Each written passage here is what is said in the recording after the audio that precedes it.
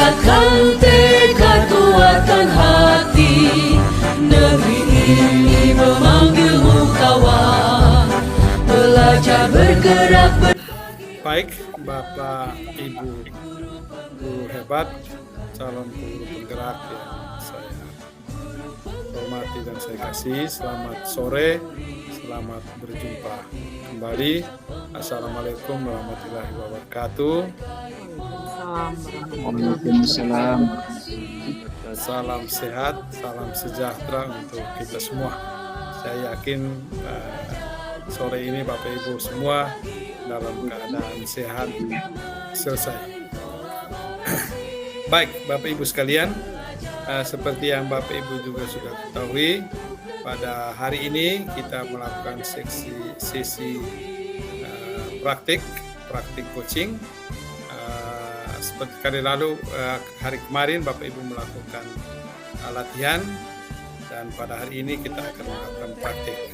Kasus pertama coachingnya adalah Nur Rahmawati, coachingnya Pak Hairul, dan pengamatnya adalah Ibu Hairun Nisa.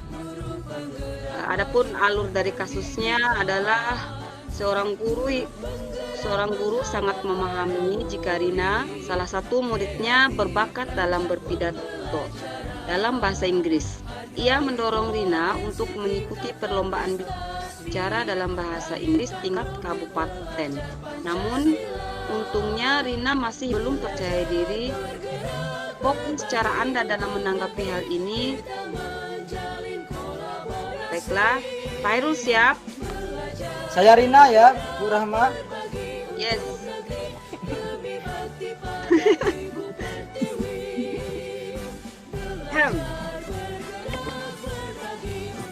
Nah, Hairul, kok kelihatan murung hari ini, tidak seperti biasanya. Ayo duduk bersama Ibu Guru di sini. Apa penyebab Nak Hairul murung seperti ini? Iya, Bu Guru. Saya disuruh oleh Ibu Nisa untuk mengikuti lomba pidato bahasa Inggris tingkat kabupaten. Tapi saya tidak percaya diri, Bu. Begitu. Apa kira-kira yang membuat kamu tidak percaya diri, Nak Hairul? Saya takut salah, Bu Guru. Oh, begitu ya. Jadi kamu tidak percaya diri karena takut salah. Tapi menurutmu, Nak Hairul, mengapa kira-kira orang biasanya salah saat berpidato? Mungkin saya kurang latihan, Bu. Biasanya juga karena saya kurang begitu fokus. Akhirnya penampilan saya tidak maksimal dan saya juga tidak percaya diri, Bu. Kalau begitu, kalau Nak Hairul tidak mau salah saat berpidato, apa kira-kira yang harus dilakukan?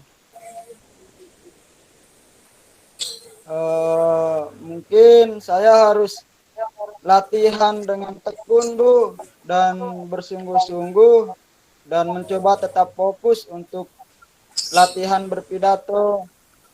Iya, bagus. Jadi, Nak Hairul untuk meminimalkan ketakutannya dan meningkatkan kepercayaan dirinya, Ibu Guru tanya sekali lagi, kira-kira jadi apa yang akan kamu lakukan agar kamu bisa tampil dengan percaya diri saat mengikuti lomba pidato nanti di tingkat kabupaten? Mungkin saya pertama bersungguh-sungguh untuk menghafal teks pidatonya, Bu. Dan saya coba nanti untuk menghilangkan rasa grogi saya itu, saya coba untuk latih di depan teman-teman di kelas, Bu, untuk meningkatkan kepercayaan diri saya. Iya, baiklah Pak Nak Hairul, semoga kesungguhannya bisa direalisasikan dengan baik dan bisa menampilkan yang terbaik dan membawa nama sekolah kita di tingkat kabupaten. Siap, Bu. Mohon bimbingannya, Bu, dan arahannya biar saya bisa memberikan yang terbaik untuk sekolah kita, Bu. Oke, Nak Hairul, selamat berjuang ya. Demikianlah, Siap, Bu. oke, demikianlah eh, coaching kasus pertama dari kelompok 1. Selanjutnya bagaimana Bu Nisa? Baik, terima kasih. Dari hasil pengamatan atas kasus pertama, di sini dari model Tirta sudah terlaksana dengan tujuan penyampaian coaching terlaksana ketika ada pertanyaan apa penyebab Nahairul murung seperti ini. Nah, tujuan coaching di sini sudah termasuk. Kemudian identifikasi memberikan pertanyaan-pertanyaan dan umpan balik yang mengarah pada identifikasi potensi coaching atau masalahnya. Berdasarkan hasil pengamatan, kalimat tanya yang menunjukkan identifikasi masalah atau hambatan ada pada pertanyaan, apa kira-kira yang membuat kamu tidak percaya diri, Nahairul? Nah, kemudian di sini yang R-nya rencana aksi, memberikan pertanyaan-pertanyaan dan umpan balik mengenai rencana aksi coach dalam menyelesaikan permasalahan. Berdasarkan hasil pengamatan, ini terlihat dari kalimatnya yang digunakan oleh coach. Kalau tidak mau salah saat berpidato, apa kira-kira yang kamu lakukan? Nah, kemudian di sini tanggung jawab, memberikan pertanyaan-pertanyaan dan umpan balik mengenai komitmen coach dalam menjalankan rencana aksinya. Berdasarkan hasil pengamatan, ini dijalankan rencana aksi dengan tanda pada kalimatnya. Jadi, apa yang akan kamu lakukan agar kamu bisa tampil dengan percaya diri? Nah, itu adalah bentuk-bentuk pertanyaan yang menggambarkan Tirta tersebut. Demikian dari hasil pengamatan saya. Terima kasih. Selanjutnya kelompok kasus kedua ya. Baik. Sekarang kami dari kelompok 2 akan lanjut pada kasus 2. Di sini saya Hairul Hafizin akan berperan sebagai coach dan Ibu Hairunisa akan berperan sebagai coach dan pengamat. Ibu Rahmawati akan berperan sebagai pengamat. Adapun alur cerita dari kasus 2 ini menceritakan tentang seorang murid yang diperlakukan tidak adil oleh seorang guru. Nah, murid ini merasa gurunya itu tidak adil karena tidak mengikuti les privat yang diadakan oleh guru tersebut, sehingga berdampak kepada tindakan guru yang suka memberikan sindiran dan juga memberikan nilai yang rendah kepada anak tersebut dibandingkan dengan teman-temannya yang lain. Adapun kronologi ceritanya dimulai dari sekarang. Nah, ceritanya pada suatu hari ada seorang siswi di SMA Negeri Harapan pada jam kedua yang diisi oleh mata pelajaran bahasa Inggris. Setelah jam pelajaran bahasa Inggris, tampak seorang siswi yang bernama Nisa keluar kelas dengan wajah yang terlihat sedih dan tidak bersemangat.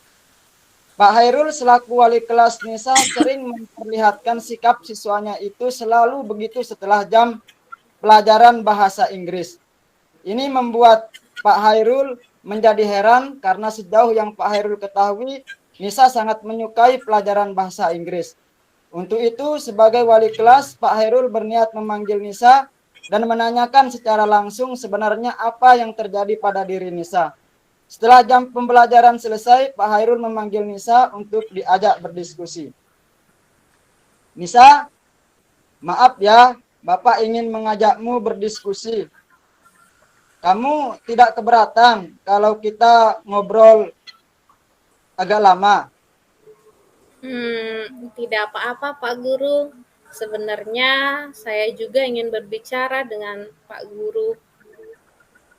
Oh, ya kebetulan sekali kalau begitu.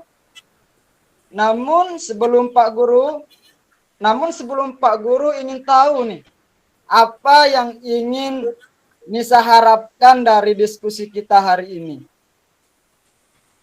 Sebenarnya Saya sudah lama ingin bercerita masalah ini kepada Pak Guru, tapi saya malu, Pak. Loh, kenapa mesti malu? Bapak kan wali kelas Nisa. Itu artinya kalau di sekolah Bapak adalah orang tua Nisa. Jadi jangan malu dan ragu menceritakan masalahmu pada Pak Guru. Ya Pak, terima kasih. Nah, sekarang Bapak ingin tahu apa yang Nisa inginkan dari diskusi kita hari ini. Saya hanya ingin masalah yang saya hadapi dapat saya selesaikan dengan cepat dan baik, Pak. Kamu ada masalah, Nisa? Dan kamu ingin menyelesaikan masalah yang kamu hadapi itu? Iya, Pak, karena saya tidak mau masalah ini terjadi berlarut-larut. Kalau gitu, ada lagi yang Nisa inginkan dari diskusi kita hari ini? Tidak ada sih, Pak. Saya rasa cuma itu saja. Saya hanya ingin permasalahan dengan Bu Rahma bisa saya selesaikan dengan baik, Pak. Oh, jadi Nisa ada masalah dengan Bu Rahma, guru bahasa Inggris Nisa? Ya, seperti itulah, Pak. Pantas saja Pak Guru perhatikan. Akhir-akhir ini Nisa terlihat sedih dan tidak bersemangat setiap selesai belajar bahasa Inggris. Kenapa? Pelajaran bahasa Inggris kan pelajaran yang Nisa sangat sukai. Iya sih Pak, justru itu kenapa saya ingin bicara dengan Bapak. Oke, sekarang Nisa ceritakan sebenarnya ada masalah apa Nisa dengan guru bahasa Inggris. Begini Pak, saya merasa kurang diperlakukan tidak adil oleh Bu Rahma. Hah? Kenapa Nisa berpikiran demikian? Ibu Rahma kan orangnya baik. Ya, iya sih Pak, Bu Rahma memang baik, tapi akhir-akhir ini Bu Rahma bersikap tidak adil terhadap saya. Itu yang membuat saya tidak nyaman berada di kelas, Pak. Memangnya tindakan seperti apa yang dilakukan Bu Rahma sehingga Nisa beranggapan Bu Rahma itu tidak adil terhadap Nisa? Begini Pak, ketika saya belajar bahasa Inggris, Bu Rahma selalu bilang, anak yang tidak ikut les privatnya adalah anak yang sok, sudah bisa belajar bahasa Inggris sendiri. Saya merasa sindiran itu ditunjukkan kepada saya, Pak, karena memang cuman saya yang tidak ikut les privatnya. Saya merasa tidak nyaman di kelas, Pak. Oh, begitu ya. Apa benar Bu Rahma bertindak demikian? Iya Pak, bahkan bukan hanya menyindir karena tidak ikut les privatnya, tapi saya juga sering diberi nilai rendah. Padahal saya sudah belajar dengan maksimal, sedangkan teman-teman saya yang ikut les privat nilainya lebih baik daripada saya. Sebentar, Bapak mau tanya nih. Apakah Nisa pernah memberitahu Bu Rahma alasan Nisa kenapa tidak mengikuti les privat? Ya, belum sih, Pak. Emang belum. Kenapa? Bapak jadi penasaran sebenarnya alasan Nisa tidak ikut les privat Bu Rahma itu apa sih? Begini sih, Pak. Sebenarnya saya bukannya tidak mau mengikuti les privatnya Bu Rahma, tapi ada hal yang harus saya lakukan sepulang sekolah, sehingga saya tidak ikut les privat. Saya tidak mengatakan alasan saya tidak mengikuti les privat kepada Bu Rahma karena malu, Pak. Malu? Kenapa mesti malu? Saya malu, Pak. Kalau Bu Rahma dan teman-teman saya tahu, kalau saya tidak mengikuti les privatnya karena membantu orang tua saya jualan, Karena setelah pulang sekolah, saya jualan keliling, Pak. Biasanya ibu yang jualan. Tapi karena akhir-akhir ini ibu sering sakit, jadi saya yang menggantikan ibu untuk jualan. Malu saya, Pak. Kenapa mesti malu? Itu kan hal yang mulia yang Nisa lakukan. Boleh Bapak bertanya lebih dalam tentang perasaan Nisa? Boleh, Pak, silahkan. Apa sebetulnya Nisa ingin mengikuti les privat itu? Iya sih, Pak. Sebenarnya saya ingin sekali mengikuti les privat itu. Bapak tahu sendiri kan kalau saya suka sekali belajar bahasa Inggris. Tapi keadaannya seperti ini, Pak. Bagaimana? Bapak sekarang paham masalah yang terjadi antara Nisa sama Bu Rahma. Kalau bisa Bapak simpulkan, masalah Nisa dengan Bu Rahma hanya masalah miskomunikasi saja. Nah, sekarang Bapak ingin tahu apa yang Nisa lakukan untuk mengatasi masalah Nisa dengan Bu Rahma. Saya merencanakan untuk menemui Bu Rahma sih, Pak, dan menceritakan alasan mengapa saya tidak mengikuti les privatnya. Bagus itu. Bapak suka ide itu. Idenya Nisa itu. Iya, Pak, saya berharap nanti Ibu Rahma bisa memahami masalah yang saya hadapi. Iya, Nak. Bapak yakin Bu Rahma pasti mau menerima alasan Nisa. Selain menemui dan menceritakan alasan tadi tidak mengikuti les privat, apa rencana lain selain hal itu? Iya, Pak, saya juga berharap beliau berbesar hati untuk membimbing les privat secara pribadi di waktu luang saya, Pak, atau memberi pelajaran tambahan agar saya dapat mempelajarinya setelah pulang jualan, Pak. Wah, Bapak bangga pada Nisa.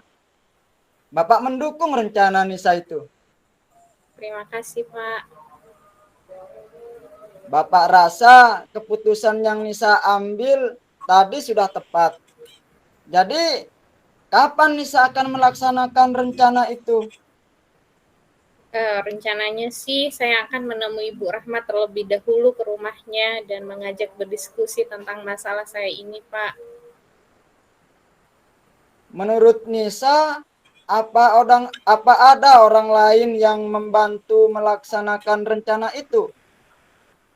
Iya, Pak, kalau tidak keberatan, bisakah Bapak membantu saya untuk mengatakan kepada Bu Rahma kalau saya mau bicara sama Bu Rahma, Pak? Saya malu, mohon dibantu, Pak. Oh, dengan senang hati. Nanti Bapak bantu. Nanti setelah ini Bapak akan menghubungi Bu Rahma langsung ini. Terima kasih banyak, Pak. Saya juga akan mengajak Rini untuk membantu saya menemui Bu Rahma. Saya yakin Rini akan membantu saya meyakinkan Bu Rahma bahwa saya tidak mengikuti les privatnya bukan karena tidak mau, tapi ada kendala yang saya hadapi dalam mengatur waktu. Bapak suka itu. Dalam pengaturan waktu, apa komitmen Nisa dalam membagi waktu antara orang tua dengan kewajiban Nisa dalam belajar? Saya akan berusaha keras untuk mengolah waktu sebanyak mungkin, Pak, agar semuanya berjalan dengan baik. Baik ketika saya jualan atau ketika saya belajar les privat nantinya. Bapak suka semangat Nisa. Bapak yakin Nisa pasti bisa mengatasi masalah itu dengan baik. Terima kasih, Pak. Oke, sama-sama Nisa. Good luck ya Nisa ya. Thank you, Pak. Ya. Oke, Pak Fasilitator, mungkin tadi adalah akhir dari kegiatan coaching yang kami lakukan. Untuk itu saya persilahkan kepada Ibu Rahmawati selaku pengamat untuk memberikan hasil pengamatannya. Kepada Bu Rahma, Dipersilahkan.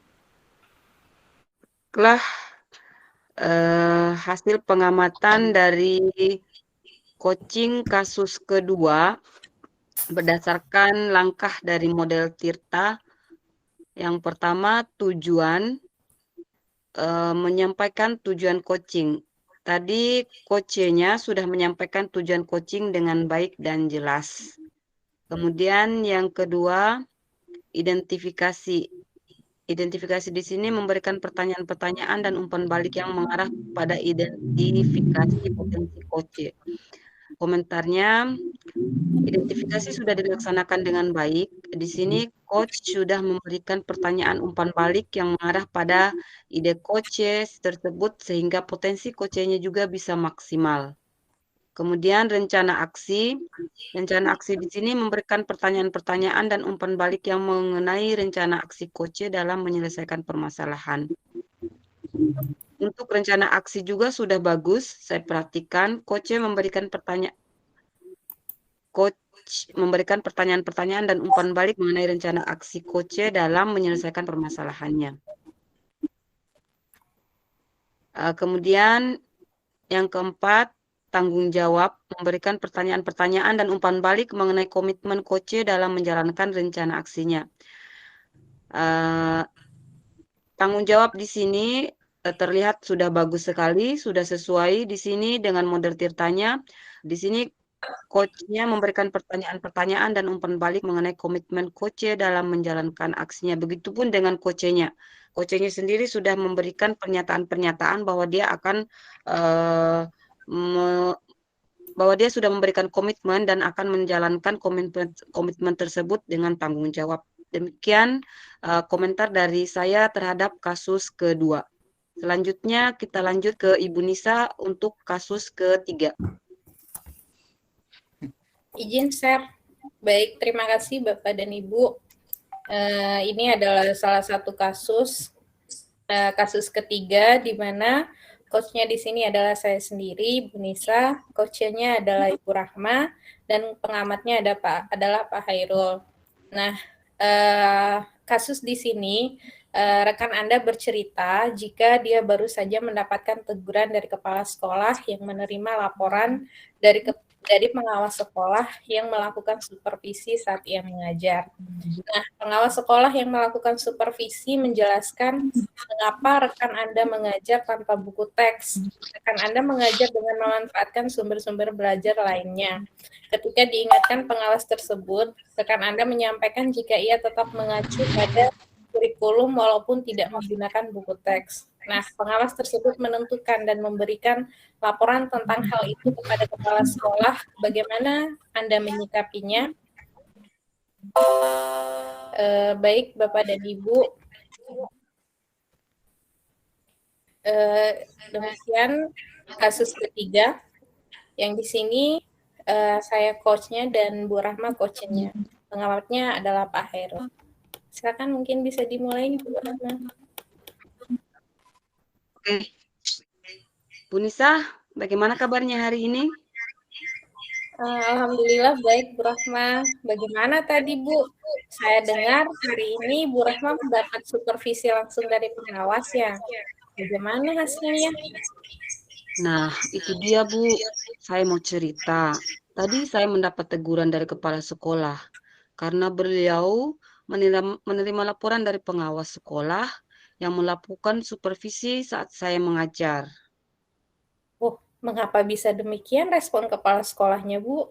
Apa ada hambatan atau masalah ketika melakukan kegiatan supervisi dengan pengawas tadi? Begini, pengawas sekolah yang melakukan supervisi terhadap saya menjelaskan kepada kepala sekolah bahwa saya tidak menggunakan buku teks selama proses belajar mengajar. Saya hanya memanfaatkan sumber belajar lain. Sepengetahuan saya, sebenarnya sumber belajar bukan hanya buku, tetapi kita dapat menggunakan sumber belajar lain juga. Nah, kira-kira bagaimana antisipasi Bu Rahma nih dalam mengatasi masalah atau hambatan ini? Rencananya, saya ingin menghadap kepala sekolah. Saya ingin menyampaikan komitmen akan mengkolaborasikan antara buku teks dan sumber belajar lain dalam proses belajar mengajar ke depannya. Nah, komitmen seperti apa yang akan nanti dibuat, Bu? Mungkin hal ini dapat menjadi pembelajaran juga sih untuk saya dan rekan guru lainnya. Komitmennya seperti ini, komitmen saya itu, saya akan mengkolaborasikan antara penggunaan buku teks dan sumber belajar sesuai dengan instruksi dari Pak Pengawas. Sumber belajar lain maksudnya di sini adalah segala sesuatu yang dapat dijadikan sebagai acuan, referensi atau rujukan dalam pembelajaran. Misalnya, majalah, brosur, dalam proses belajar mengajar ke depannya. Hal ini juga yang ingin saya sampaikan kepada kepala sekolah sehingga masukan atau teguran dari pengawas dapat diperbaiki. Wah, keren Bu ya. Iya, Oke Bu. deh. Oke. Mungkin selanjutnya kepada pengamat.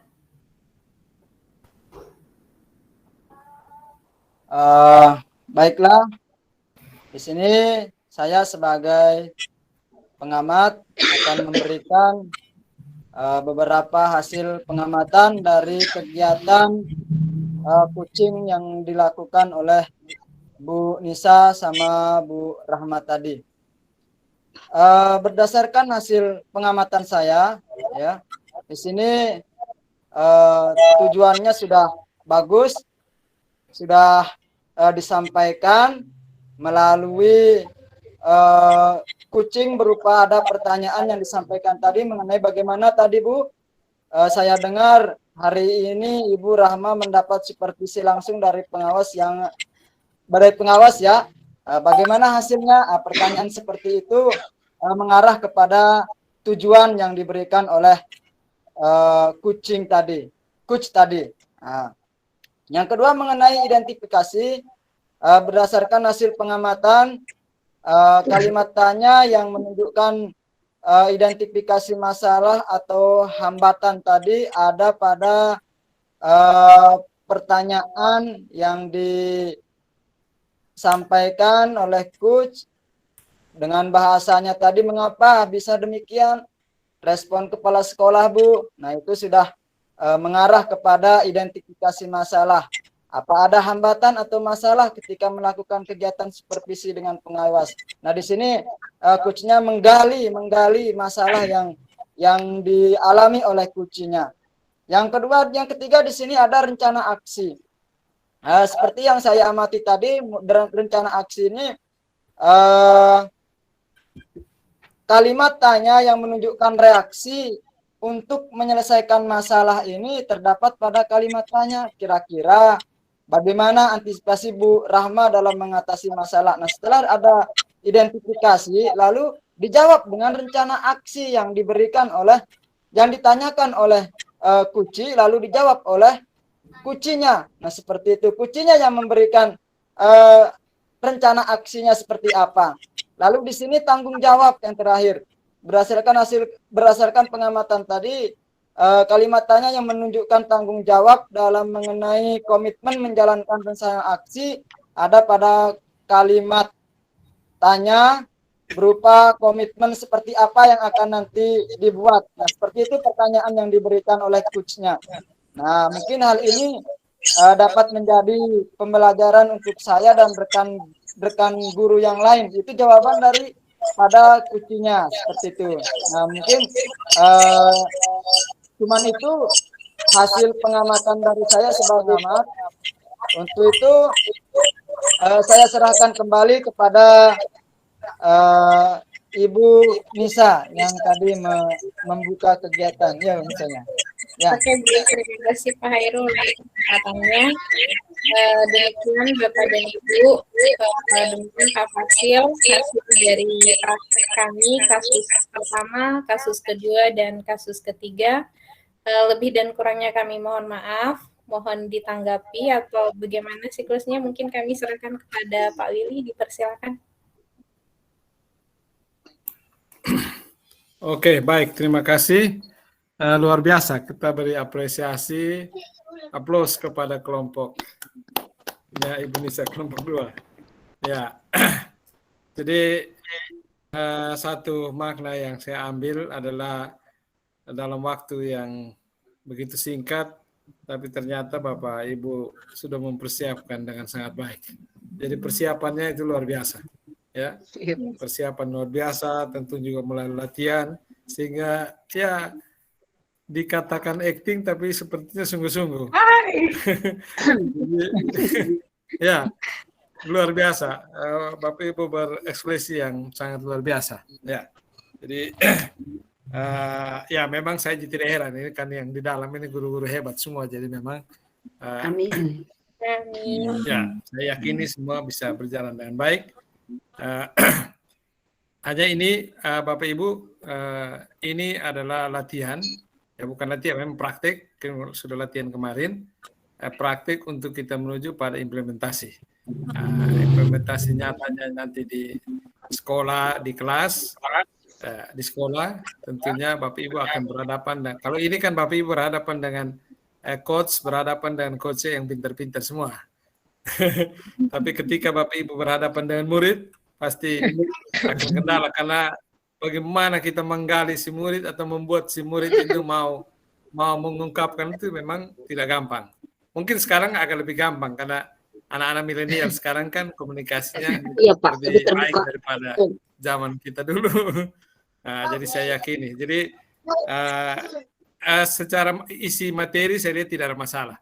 Bapak Ibu sudah berusaha menggali pertanyaan berdasarkan model kita tadi sudah sangat luar biasa.